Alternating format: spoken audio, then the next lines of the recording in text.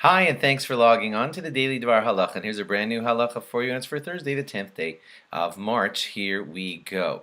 If it happens that you're in shul, and this will apply to most people on Megillah reading, is that the Balkari, the reader, is reading it out of a parchment Megillah, and you, many listeners, are reading out of a regular, ordinary printed material, which is not a kosher Megillah. That's okay, but it means that you're really fulfilling the mitzvah from hearing the reader read it for you. So if that's your situation, as it is for many of the people in the shul, don't read along out loud out of your printed material, and that's because you can't fulfill the mitzvah out of your printed material, and it's kind of getting in the way of the reading that the reader's doing out of the parchment, which is the real way to read it. So you certainly follow along with your eyes. If you miss a word, you say it as we explained once before, you say it out of your printed material, but you don't read along the whole Megillah out of your printed matter unless you're reading out of a kosher parchment Megillah. First of all, as we said, you need to hear it from him. That's the first reason that we don't allow you to read it fully from the printed material. But also, it might disturb the person next to you who needs to be hearing it from the Balkori, the reader, and he does not need to be hearing it from you, who's reading it out of a parchment.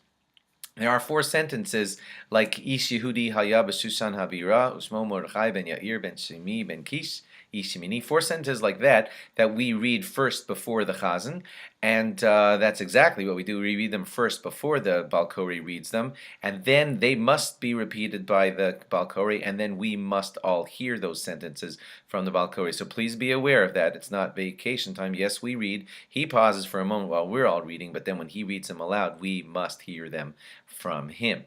If A is reading the Megillah for B, okay, where you're not in a shul situation, but someone is stuck at home or whatever, so A is reading it for B, and A has already fulfilled the mitzvah of reading the Megillah, let's say, so then if he reads it for B in B's home, the only one really eligible for the bracha at that point is B, the listener. So the listener should say the bracha for himself, and then the reader reads it for him.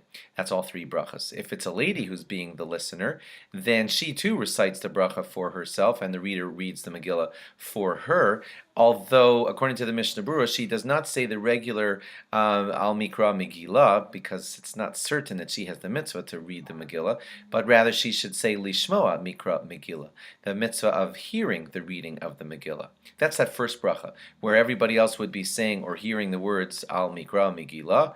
A lady who's saying the brachas for herself would say Lishmoa Mikra Megillah, to hear the reading of the Megillah. If a lady reads the Megillah for herself, that could happen in a situation where she has a kosher parchment, no one else is there to read it for her. She can read the Megillah for herself, but she still has to make the brachos, and she still will make the bracha of Lishmoa Mikra Megillah as her first bracha, and that is because, again, it's not certain that she has the mitzvah to read it, so she can't say Al Mikra Megillah. She does not necessarily have that mitzvah, but she has the mitzvah of hearing the reading of the Megillah. I hope that makes sense. Thanks for logging on. Have a very good Chodesh. You remember you're in the middle of a 2-day Rosh Chodesh if you're hearing this on Thursday or Friday, and log on again tomorrow on Friday for more when it's still going to be Rosh Chodesh. Bye bye.